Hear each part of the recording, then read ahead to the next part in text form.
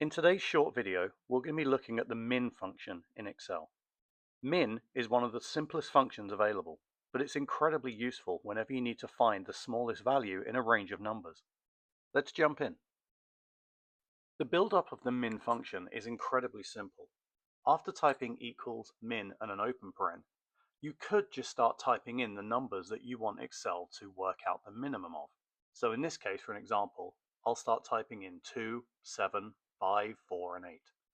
When I hit the close paren and enter, it tells me that the minimum number out of that group I just entered was a 2. However, much more useful is if you were to reference a range of cells.